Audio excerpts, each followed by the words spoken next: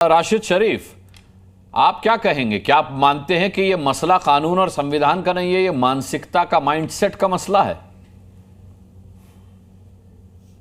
बिल्कुल सर, ये मैं मानता हूं कि माइंडसेट का मसला है। जिस तरीके से आज तक है सो हिंदू मुसलमान करते आए हैं, जिस तरीके से दंगा फसाद होते रहा है, उसी तरीके से जो जहनों में बिठा दिया गया ये हिंदू है ये मुसलमान है। आज है सो अगर स्कूल में हाई क्लास का बच्चा अगर इस तरीके की हरकत करता है तो मैं इसका क्रेडिट है सो बीजेपी को देता हूँ, अरे योगी को देता हूँ। योगी साहब जो करे हिंदू मुसलमान जो सर सुनिए सर प्लीज, योगी उत्तर प्रदेश आज जितने भी मकबरे पे जो लोग चढ़े हैं नहीं, हाँ बस उन्हीं को देता हूँ कि अभी बता रहे थे शिवम भाई कि ये बीजेपी की सरकार है, योगी की सरकार है, डर के रहो मुसलमान, मर के रहो। अपराधियों को तो डर के रहना, ये तो योगी ने कहा। अपराधियों को डर के रहना योगी ने कहा। लाखों आदमी एक जगह जमा होंगे, हाथ में हथियार लेके फिरेंगे, पहाड़ी यात्रा में हथियार लेके फिरेंगे, वीडियो रिकॉर्ड कर रहे हैं उधर, ये एग्रेसिव हुए जा रहे हैं बिना किसी बात के। शांति भाई शांति, शांति भाई शांति।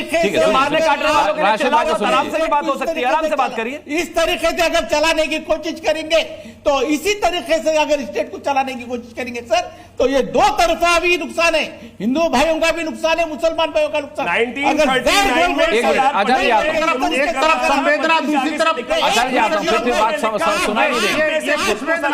तलवार लेके निकले, बंदूक लेके निकले और हमला किया और पटेल जी को बचाने के लिए 8 लोग मारे गए। बीजेपी की सरकार नहीं थी, बीजेपी की सरकार नहीं थी। 1939 की घटना है। शरीफ जो अपने आगे नाम लिखते हैं, आप उतने शरीफ नहीं है साहब, आप शरीफ बिल्कुल नहीं है, आप नाइंसाफी कर रहे हैं। अच्छा उनकी बात करें। अच्छा शरीफ तो नवाज शरीफ भी लिखता है पाकिस्तान वाला। अरे राशिद शरीफ को सुन तो लीजिए भाई। 1939 की घटना बता रहा हूँ। 1939 के अंदर सरदार पटेल पर मस्जिद के आगे से निकलने पर हमला किया गया, बंदूकों से किया गया और 8 लोग सरदार पटेल साहब को बचाने के लिए शहीद हो गए। कौन थे वो लोग?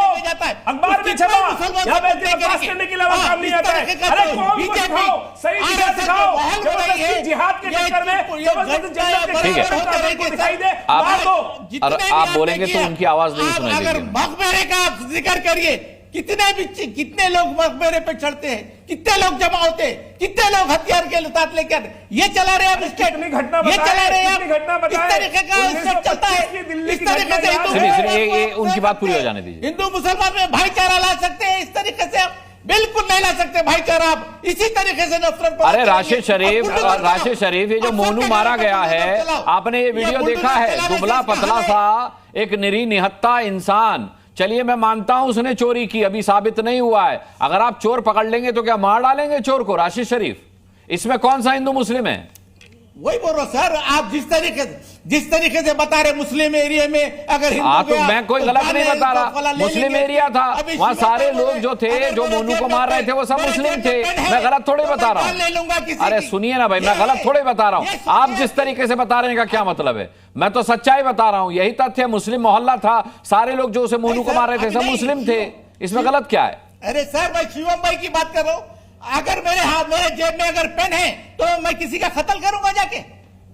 अरे इस तरीके से अगर आप हो रहा है सर, चैनल पे बैठ के अरे अभी तो कहा आदिन ने कि भाई स्कूल के बच्चों की जो है चीजें चेक होनी चाहिए। क्या भरोसा, जिस आदमी को आती है गर्दन काटनी है वो पेन से भी गई करेगा और क्या करेगा?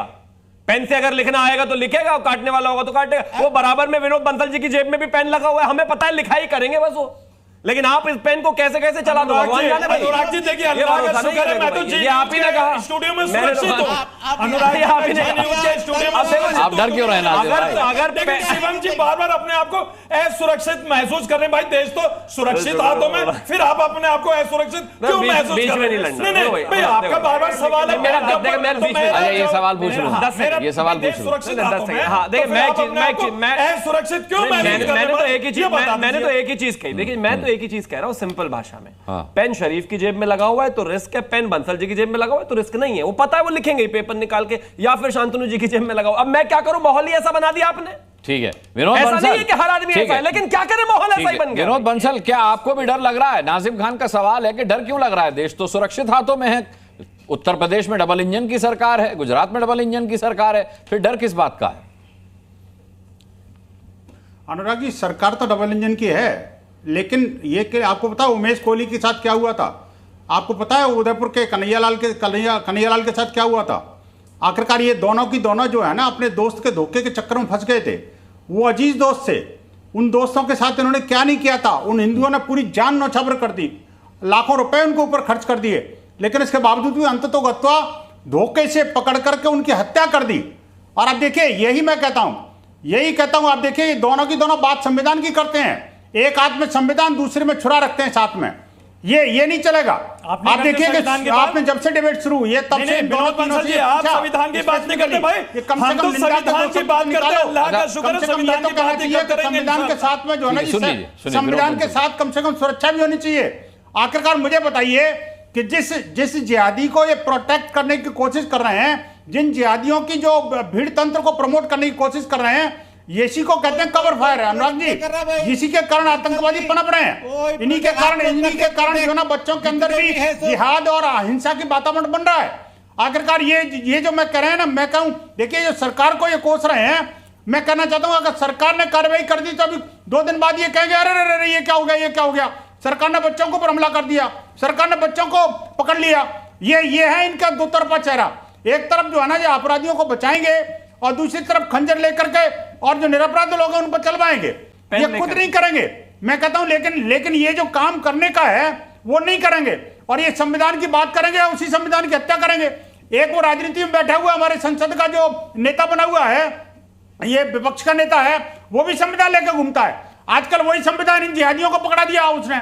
और आप देखिए, बार बार संविधान की बात करते हैं और काम जो है ना उन जिहादियों को कवर फायर देने का करते हैं। यही है इनका दो चरपा चेहरा। मैं कहना चाहता हूं मुजफ्फरनगर में जो कुछ हुआ वो बेहद जो है ना, ये जो हिंदू इलाका, मुसलमान इलाका, देश का इलाका है, भारत का इलाका, हिंदू इलाका है। पीछे भाग लो, काउंटर स्पेशलिस्ट तो है, लेकिन हाँ सुन लीजिए। अब जिस तरीके से विनोद बंसल जी आपने देखिए कन्हैया की भी बात करी, हम लोगों को बड़ा दुख है, लेकिन आपने वहां पर जो पहलू खान की हत्या हुई थी उसके बारे में आपने जिक्र नहीं करा राजस्थान के। और दूसरी बात क्या है मुझे बताइए। अरे जुनैद नासिर को बोला निकलने जिंदा जला दिया भाई, आपने बता रहे हैं ना उसको। आप मुझे बताइए, आखिरकार हिंदू समाज को नहीं रिलीज करने दे रहा।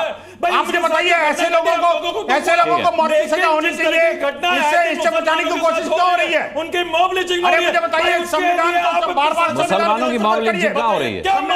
एक मिनट, मुसलमानों की मॉब लिंचिंग कहां हो रही है? नाजिम खान, मुसलमानों की मॉब लिंचिंग कहां हो रही है? एक मिनट, विनोद बंसल बड़ा आरोप लगा रहे हैं। नाजिम खान कह रहे हैं कि आए दिन मुसलमानों की मॉब लिंचिंग हो रही है। मॉब लिंचिंग तो मोनू की हुई, मुसलमानों की मॉब लिंचिंग कहां हो रही है? अभी देखिए मोनू की मॉब लिंचिंग की बात बताइए। अहमदाबाद में किसकी हुई? कुछ समय पहले की बात है, बलरामपुर के अंदर एक पूर्व प्रधान था, उसका भाई था, उसका भाई शरीफ था, जो अपने गया था तो पता है क्या हुआ? चोरी के इल्जाम में उसको मार दिया गया। ये उत्तर प्रदेश की घटना है। और एक बात और मैं बता दूं कि अभी एक गोरखपुर की घटना है, जी न्यूज के जी सलाम का एक आर्टिकल है, उसमें भी है। उसमें क्या कहा कि अनु बचा लो मुझे, सर मुझे बचा लो, मैंने चोरी नहीं करी। तो जब भी उसको मार दिया गया, भाई मैं नहीं करूं, ये एक रिपोर्ट है। लेकिन आखिर कब तक ये मुसलमानों की मॉब लिंचिंग होती रहेगी? कब तक होती रहेगी? रिपोर्ट ढूंढिए, मेरे चैनल का नाम ले रहे हैं जी सलाम का, ठीक है।